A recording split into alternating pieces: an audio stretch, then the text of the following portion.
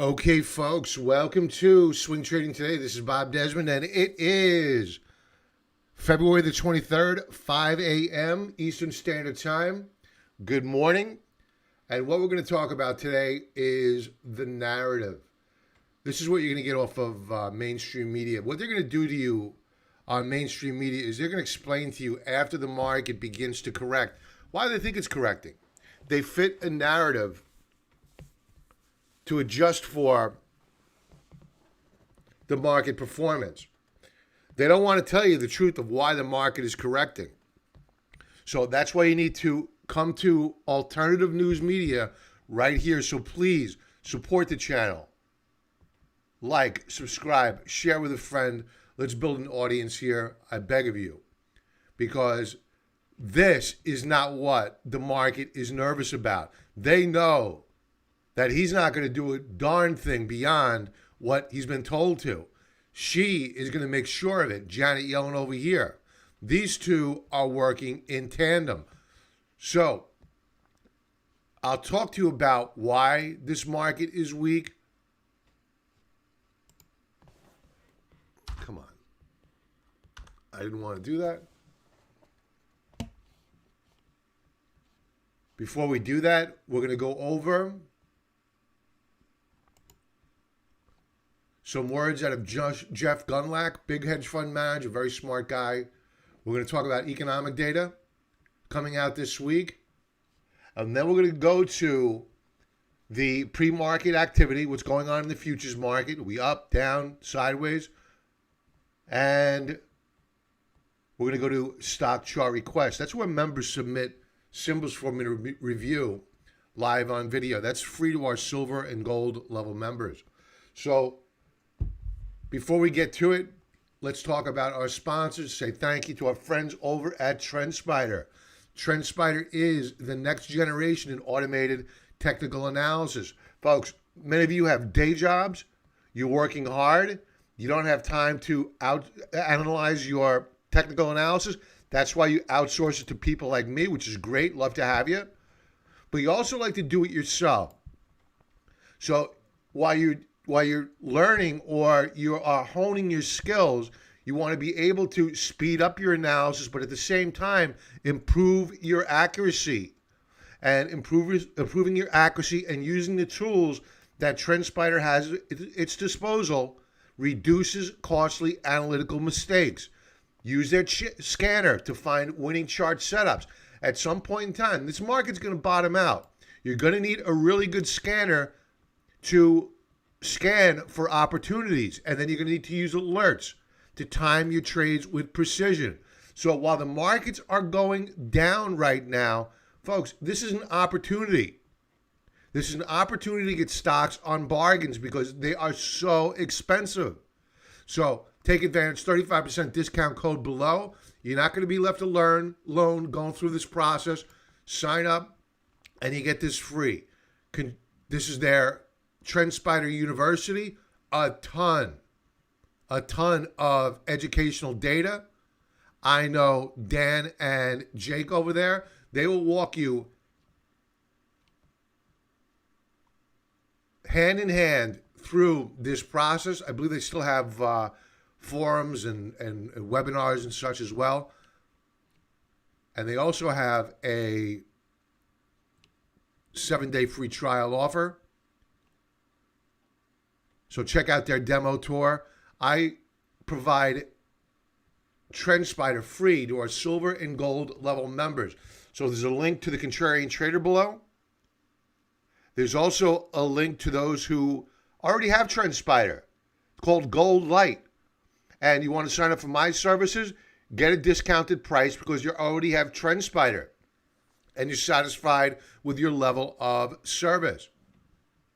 So act now. Take a contrarian view on this market. There are going to be great opportunities. Act now. Get ready. TrendSpider, use their scanners, watch lists, and alerts. Let's get to it. All right. So I have to admit I'm bad here because I keep saying that we're $22 trillion in debt. I read this morning. This is from Jeff Gundlach, a very successful, one of the largest hedge fund managers out there. In 16 days, we are going to have $28 trillion in debt. The United States is a bankrupt, failed government. Our economy is bust. And all you hear are clamorings from the elite that we need more stimulus. Folks, we've been doing this for over 10 years since the financial crisis. Guess what? It's failed. At some point in time, somebody's going to have to say, wait a minute, we've been doing this for a while now.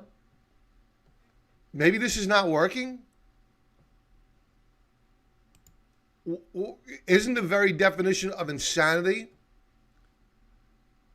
doing the same thing over and over again and expecting a different outcome? We've been doing this for over 10 years now. At what point do we say enough is enough? And the more we print, the less return we get on that money.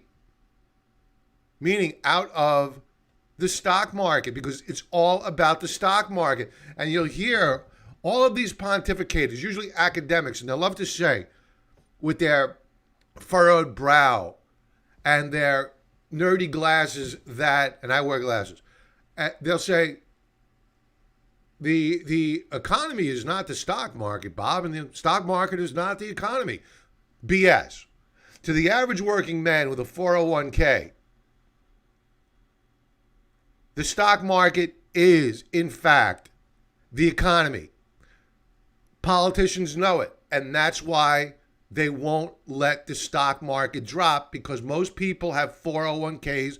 Those are the productive, and they don't want them voting nay when they run for election. So this is not going to end well. And the great unwind, you hear about a lot about the great reset. The great unwind may be underway as we speak. Economic data coming out this week. So we need to see what the litmus test is for success. Right now, I am arguing that what we're seeing is stagflation circa late 1970s, post the end of the gold reserve status of the U.S. dollar. And what will help us through this week, telling us whether or not we have stagflation, again, stagnant growth with inflation.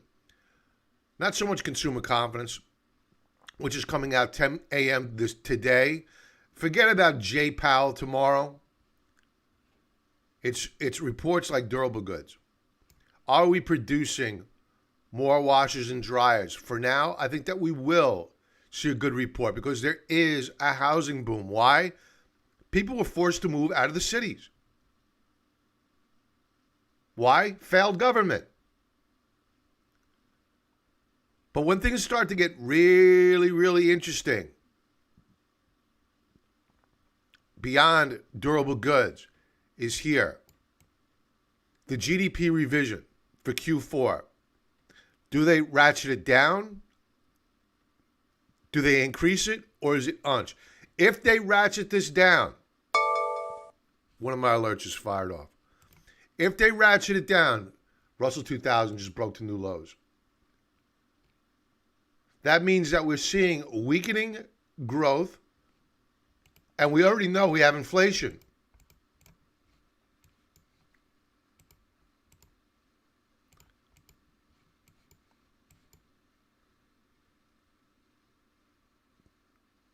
We're now down nearly 0.75 percentage point. Not horrible on the Russell 2000, but you can see I have a series of alerts set up here, and we are weak and getting weaker. And I guess this is a good segue to take us over and into the pre-market activity. Folks, I'm going to implore upon you, don't go catching a falling knife here. This is not a stock market crash per se. It's not even a correction. But I would caution against buying high beta, meaning your NEOs, your EV stocks. Folks, take a look at Bitcoin. I spoke about this on Sunday Night Futures Live. Well, I don't think necessarily that we have a bubble on Bitcoin. I had to point out, let's go to I believe it's a monthly chart.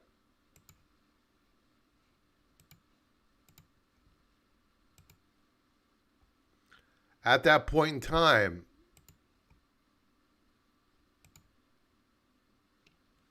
we had RSI that was greater than 90. At current, on a monthly time frame, at current, we remain with RSI, and this is adjusted through the price action.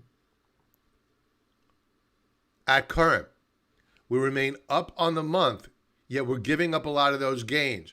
So we still, despite the pullback here, we're very extended on RSI. So this is a highly speculative instrument. I don't know what Bitcoin is. And that's why I'm no longer invested in it, because I can't explain what the heck I own. I'm not saying don't own it. If you understand it, go ahead. But I don't understand it. I understand gold. I don't understand Bitcoin.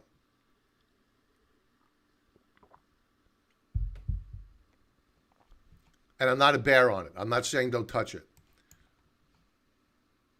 So we're pulling back here. Might we get a rally? Sure. This is a 4-hour chart. We bounced off the third standard deviation Bollinger Band. Many times you get a counter trend move. I would be watching resistance at, let's call it 52,781 and declining. So let's call it 5,700 before you begin to see the shares or the coin begin to buckle. So beware here. There's more downside potential. If you're thinking about buying it right here, right now, remember that monthly chart I just showed you. We're very extended. Let's take a look at the US dollar. Now the dollar, when I went to bed last night, was flirting with an 80 handle. It managed to rally back. Now, is this a sign that the dollar's cheap, that the correction is over? It's safe to go back into the US dollar? No. It means that you have money moving out of equities and into something else. The dollar, one of them. So the dollar's moving up higher. When equities bottom, then you're going to see the dollar probably top. Because all they continue to do is print US dollars, and there's no end in sight. So the law of supply and demand is always a law that never, ever goes away, and it's foolish to ignore. Let's take a look at the bond market. Let's see if money is rotating into bonds. Because if you have a rising U.S. dollar and rising bond prices, not yields, but, excuse me, not prices, but yields, that's not a good thing for the market. And bonds at current are under slight pressure. This is not horrible.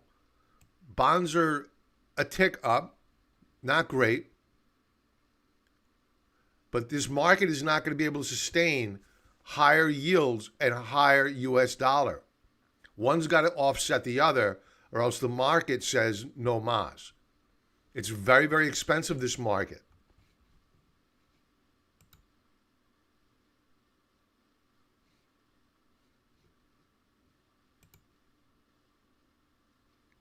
And for whatever reason, this live stream has been on private the entire time. And I'm pretty upset about it. Let me see if I can make this unprivate.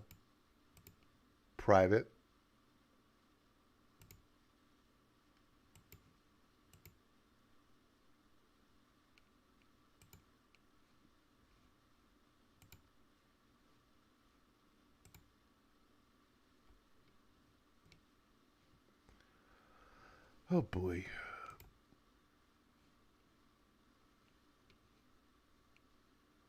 All right, I'm going to have to make this live after. I'm wondering why nobody joined me this morning. It's because I had this set to private on YouTube. I didn't do that. I never do that. Just so you folks see what I'm talking about, if you're watching this on the replay, this is set to private, so you don't have access, and I can't make it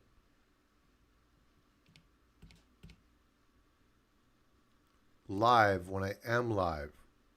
I shouldn't say live. Can't make it public while I'm live. Sorry about that. For those folks that wanted to join in live, my apologies. But at least we caught it. Okay, so let's continue.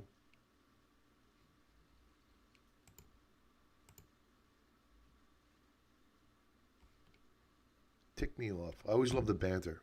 All right. So bonds under pressure, yields on the rise, dollar on the rise. What does that mean for equities? Well, we just saw the Russell 2000 break to new lower lows.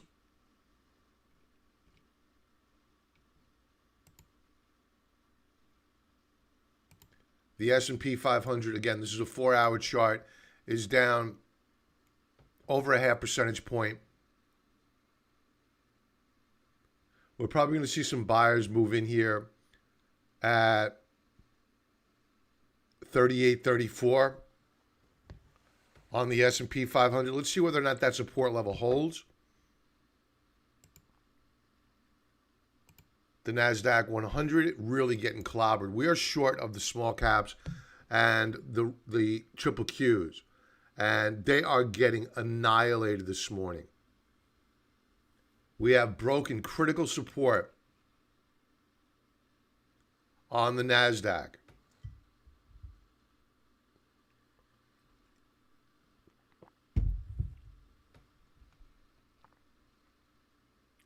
Very serious. This is no joke.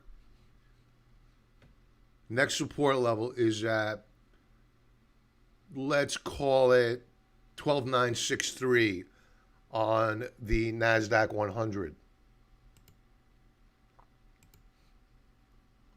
Moving on to the Dow.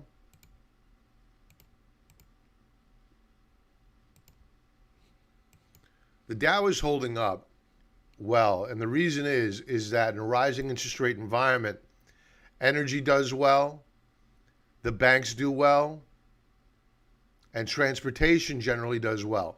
Why? Is because traders are under the belief that the reason why yields are rising is because economic growth. They're ignoring the fact that, I just found a way to make this public. Cool. They're ignoring the fact that,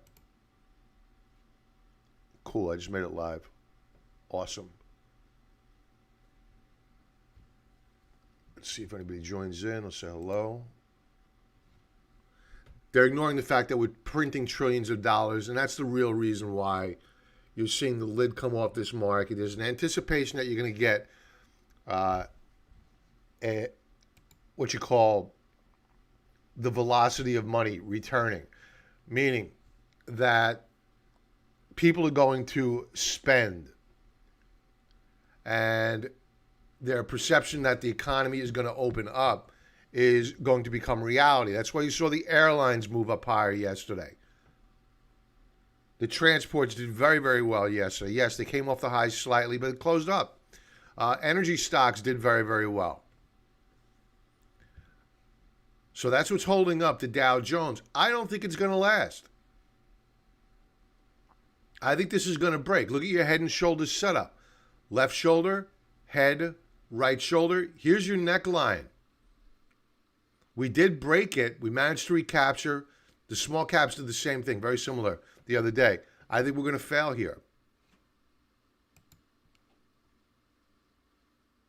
Taking a look at commodities, gold. We remain lower, but we are now off the lows of the session. Gold had a very, very good day yesterday. A very good day. We still remain, and for full disclosure purposes, we're long of the gold miners, silver miners, and silver, and we are short of equities. We remain in a downtrend channel. We have not broken out. We may, though. The question is, if we get a real serious, big down volume sell-off in the market, do we see pressure on gold and in particular the miners? I'm hoping that. I'm hoping that we don't get a divergence at current of the gold miners and the silver miners. I like to see one big washout with the rest of the market. Then we step in and then swoop up shares of the gold miners. I want more.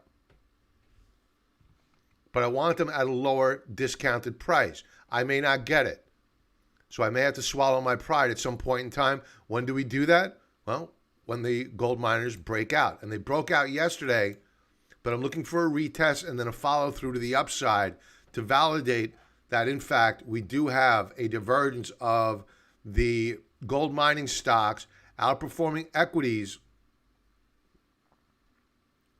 meaning technology, whatnot, and that rally is sustainable. Silver, down on the session by a half percentage point. Silver had a spectacular day yesterday. But we weren't ready to add more. Why? We expected more pressure on equities. We're getting that pressure.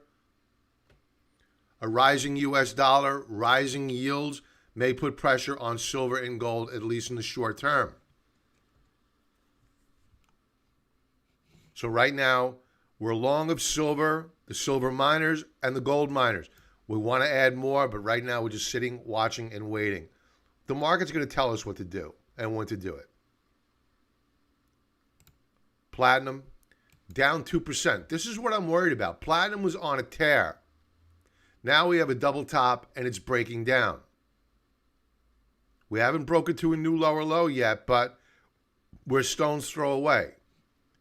So even the precious metals can come under pressure when markets weaken. Now, industrial metals, even copper, which was in fuego, is now putting in a potential double top, and we're stone's throw away from taking out prior lows.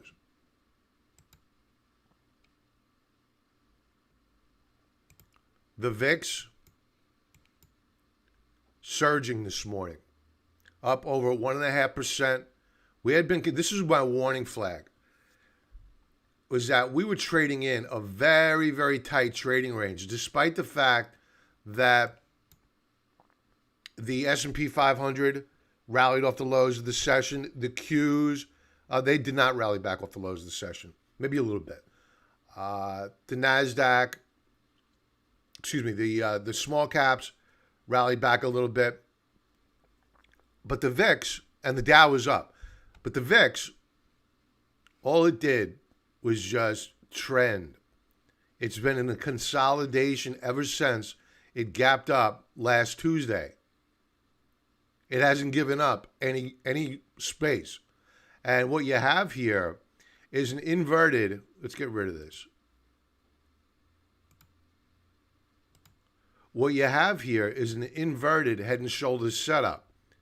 Meaning, here's your left shoulder, here's your head, here's your right shoulder, and guess what?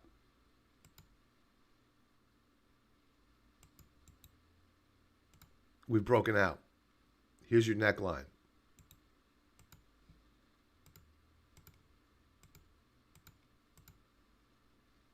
All right, so we'll be going over the closing price action with members this evening as we do each weeknight. So if you're not a member, consider joining up. We have strategies for dealing with this market. We knew this was coming. We knew it was coming. That's why we're short. We have very little in terms of longs.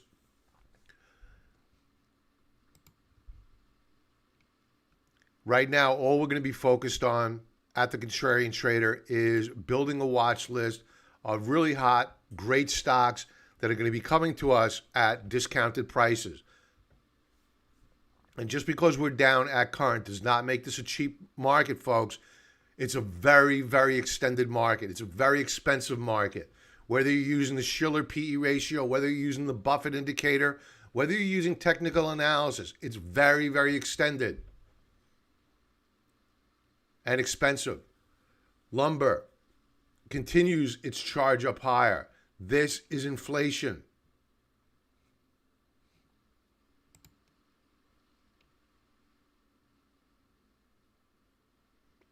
We are long of the SQQQ, which puts us long, or short, I should say, of the triple Qs, and they are surging this morning. We are also long of the TZA.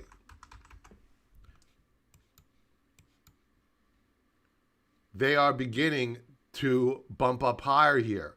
The small caps, the TZA puts you short of the Russell 2000. These are both leveraged ETFs, not for the faint of heart. If you're risk adverse, this is not for you. And you can see that we are beginning to bump up higher as we speak.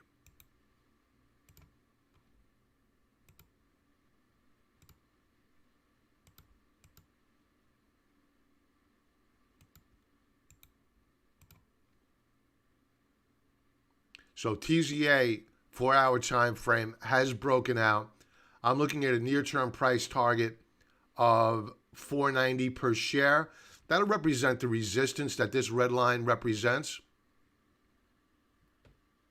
But that is a rising resistance level subject to change.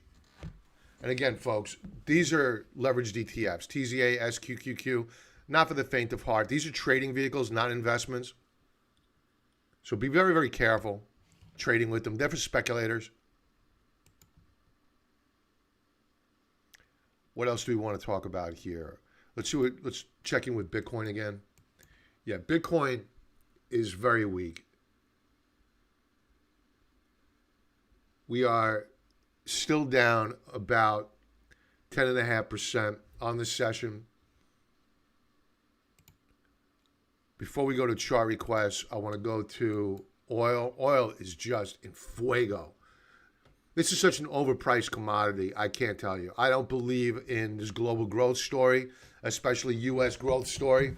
We have a ton of oil sloshing around the globe, yet they're bidding oil up higher. And I'm telling you, folks, you saw energy stocks rip yesterday. They've been ripping. If oil goes, meaning if oil corrects, that's it. That's the last leg of the stool. Energy collapses.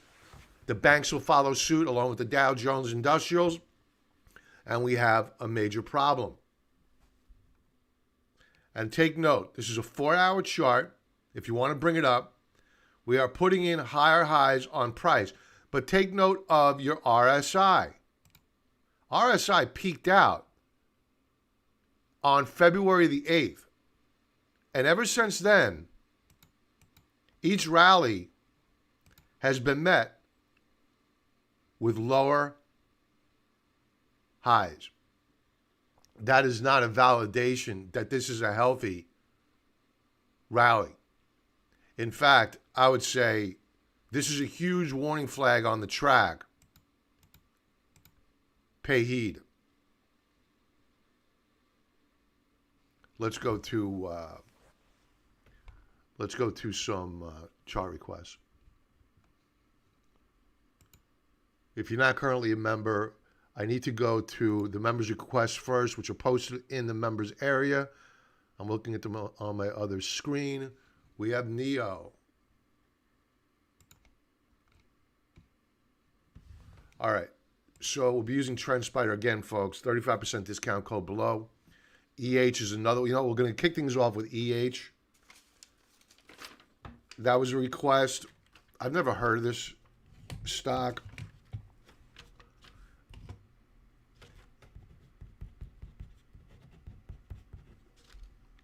And I'm going to warn, as I warned members last night, here's my alerts.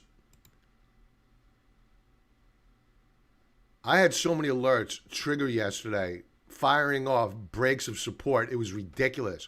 Or if they broke out, they failed. They were rejected.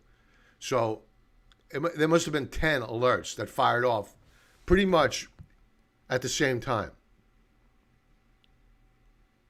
I thought TrendSpider was broken. But that was just to tell if the market is weak. All right, EH Holdings, I don't know what they do. I know very little about them.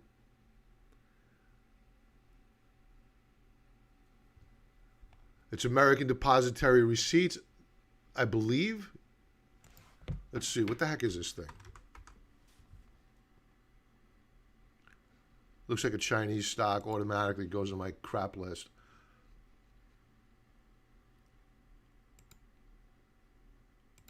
I don't like the accounting of these Chinese companies.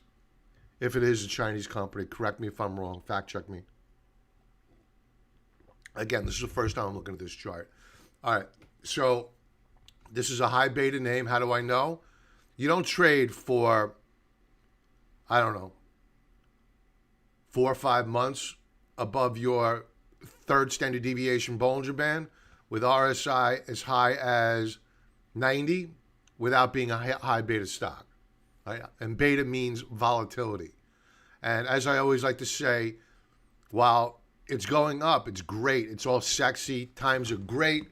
Bottles of Dom Perignon, caviar, buy a new car, M3 BMW, new Tesla, money's rolling in, but it's not going to end well. And sure enough, this is a crash.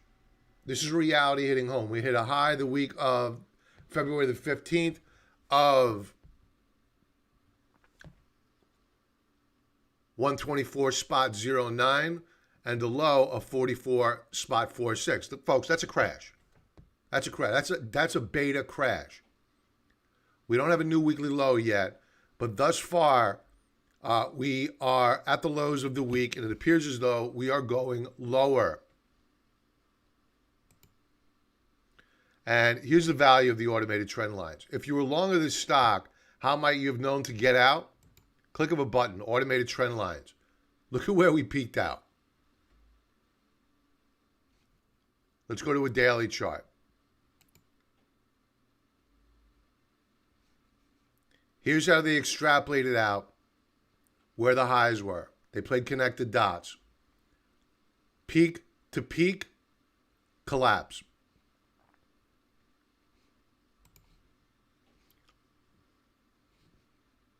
Now, what we have here are lower highs being put in. We smashed through this volume shelf here at 81 bucks a share because 81.04 was resistance here in January.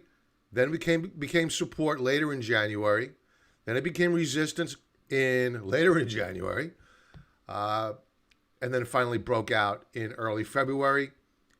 And it didn't even halt. It didn't even act as a speed bump for the correction. Now, what we're getting are lower highs.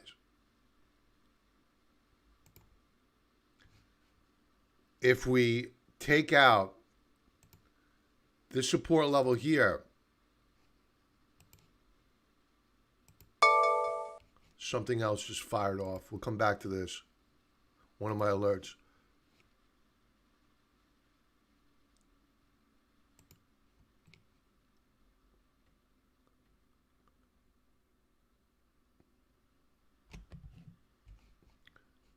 The Russell 2000 just weakened up even further. Yep. All right, so the Russell 2000 just broke a support level. That's what just fired off.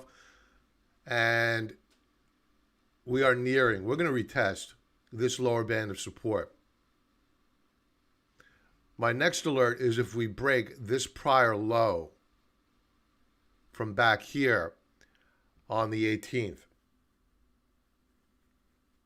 If that occurs, that'll give us new weekly highs on the TZA.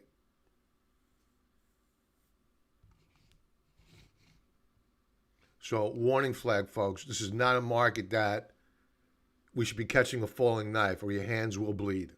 Be careful. Look at that break. Now, to be fair, we're short the market, but we don't speak our book. To be fair, RSI on a 15-minute time frame is at 16. So we're probably going to trade down to this support level. Then we're going to bounce. But I believe that the bounce that we get is probably a short opportunity. So, again, folks, I would not be catching a falling knife here. It's way too early in this process. This is, as I mentioned earlier, a very expensive market, technically overbought. Let's go back to EH.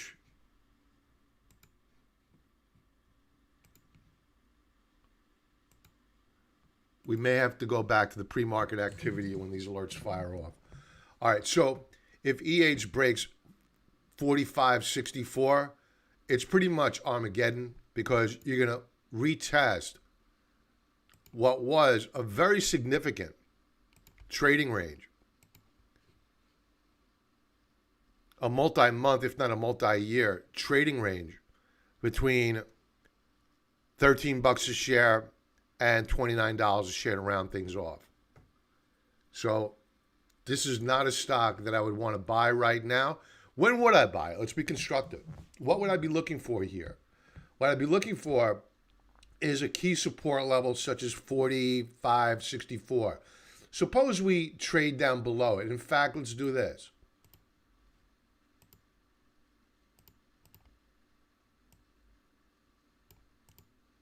Let's set up an alert, and this is the value of the alerts. You're not sitting there fretting. Will it hold support? Will it not hold support? Do I buy here? Do I not buy here? Folks, take that stress off your back, man. That's why people lose money. Use your alerts. Use a rules-based approach. Be very, very cold and unemotional.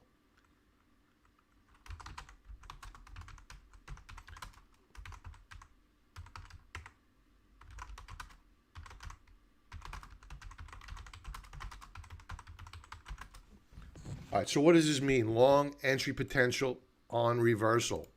Keep it active for 10 days. What that means is this. When you get a sell-off in a market, normally support levels, you first get an overshoot to the downside. And then you can be pretty confident if we reverse off the lows of the day and we manage to close higher and we recapture on a daily time frame that same support level. So it's a bullish key reversal day. You saw one right here, a bullish key reversal bar if you want to visualize it. That's what I'd be looking for at the 45.64 mark. If that fails, then you're looking at, unfortunately, a 20 handle on EH. It's very, very volatile, so be very careful here.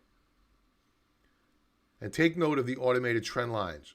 I did not draw this blue line, which marks the lower band, and the red line, which marks the upper band. It's automatic. Click of a button. This would have kept you out of trouble. You would have known where resistance was. You would have known where support was. You could have set your alerts at those levels. So again, for those folks that are not using technology to make you a more efficient trader, get TrendSpider, 35% discount code below. NEO. I am not a proponent of beta right now. Beta is volatility. You want to avoid it. Rising interest rate environment does not bode well for technology, especially speculative technology. Now, I'm going to take the automated trend lines off. These are my manually drawn trend lines. Let's take them off.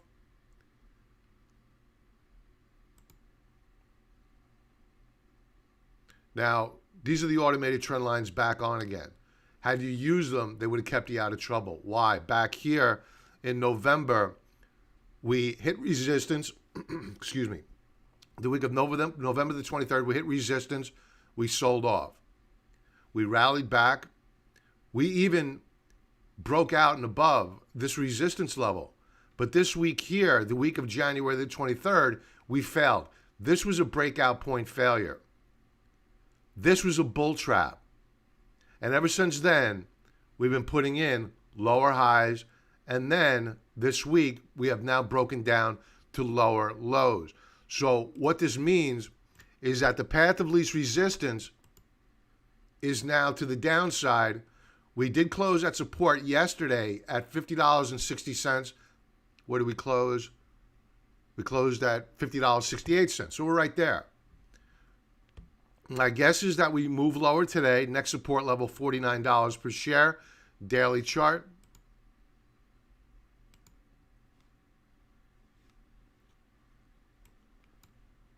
Here's that weekly support level. Here's the next support level. Actually, the automated trend lines are picking up a support level prior. Let's take it off. Let's throw it back on. Watch the line in green pop up. And there you have it. I don't think that this is going to hold. I like my support level better. Why? It's because I have a volume shelf right here. That tells me that there's prior activity, meaning volume activity at this support level. And then again, you have another one down here, which even has more activity at 46.65. So I don't like this support level. I think we're going lower here. RSI, we were in a downtrend channel. Take note of this. We were making higher highs. Talk about a tell by the market. Higher highs, and yet RSI was putting in lower highs, and now we've broken down to new lower lows. That's the market sending you a signal to avoid. What else do we have here?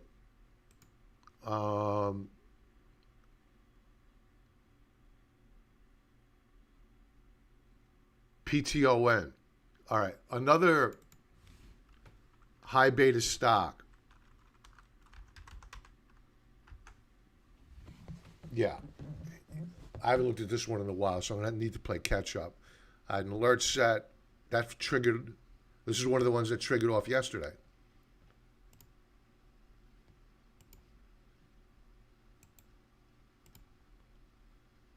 So let's begin with a higher level view.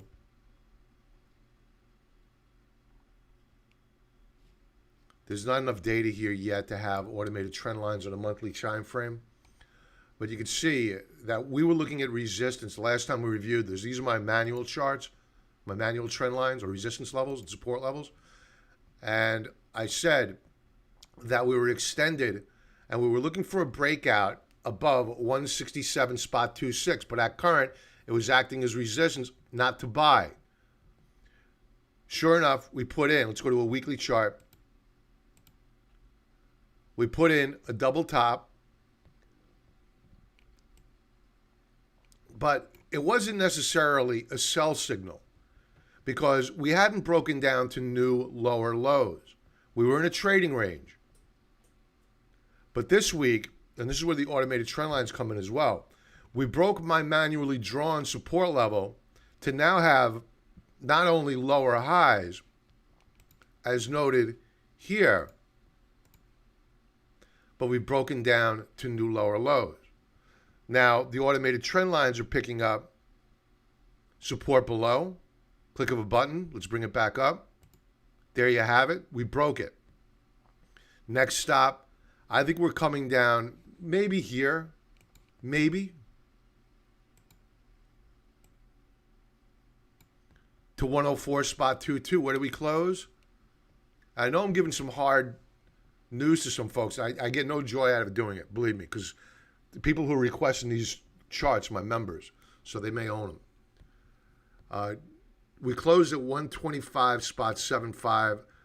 Next stop could be 104.22. You have a couple of speed bumps along the road here. At, what was this low? 117.58. But ultimately, I think we're coming down here to 104. Daily chart. Yeah, you can see what happened here. This happens quite often. Is that when you get a market that breaks down, you get people that go into denial. And it's understandable because Peloton, I mean, let's face it, this was a COVID play. Hot stock, did very, very well. A lot of new money came into the market. They hadn't even experienced a sequential 3-day sell-off in the market. So it's understandable that when you get a pullback, they're not using charts as they should be. And they see this pullback and they view it as a buying opportunity. Yet, what in reality was happening was that we had broken support. we had limped back because people were thinking, PTON. They're on the message boards, on Reddit, on Twitter, thinking this is the buy of a lifetime, when all it was a retracement back to resistance. And those were traders seeing they could bid it back up to try to get the momentum back, and it didn't happen. It was a failure. There were too many sellers here. Those sellers overwhelmed buyers, and they dropped it to new lower lows. We took out the lows of the 17th. Very bearish price action. Do I have my raindrop charts here? I should. Let's see if they gave any clue.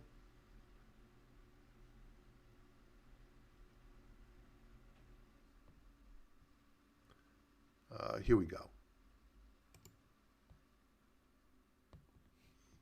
They did give you a clue. They flashed a blue raindrop on the 11th. This wasn't necessarily a sell signal, though. It was actually more of a buy signal because we were in a sideways with a bias to the downside trading range. We flashed a blue raindrop, which is akin to a blue doji star formation, and it's a signal of a reversal in trend, and we popped up higher. The however is there was not enough fuel in the tank to keep this rally going and to break it out, and ultimately it broke down with the rest of the market. So I'm very, very bearish and have been bearish on the high beta names.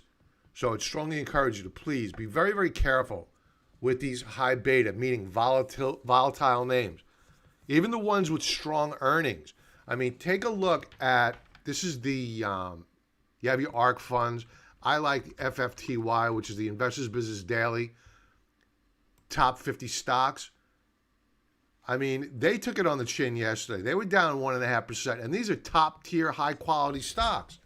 So when the markets go down, high beta on rising yields gets hit first. I don't care if they have earnings, they don't have earnings. If you don't have earnings, you're really going to get walloped. Especially the Chinese stocks with limited transparency on their accounting. They're going to get hit first. And don't forget, we have record margin debt. So I would strongly encourage you, please, please watch this market. If you ever hear the phrase, I know there's a lot of new traders out there. If you ever hear the phrase, don't catch a falling knife, this is that kind of market. Especially if at the end of the day, you're looking at your charting software, if we happen to close down and you see your volume bars trending up higher, that's a market gaining momentum to the downside, and you have institutional distribution. Don't fight these guys. So with that, folks, I'm going to say, everybody, please. I normally leave off the commentary saying, have a profitable trading day. I'm going to avoid that today. This is not a day to really go bargain hunting. Not yet anyway. There will be. We have a watch list we're building, and there will be great opportunities coming. But this is a day to bide your time. Build that watch list. Appreciate the fact that this is an overbought market technically and an expensive market, whether you're using the Buffett indicator, whether you're using the Shiller PE ratio.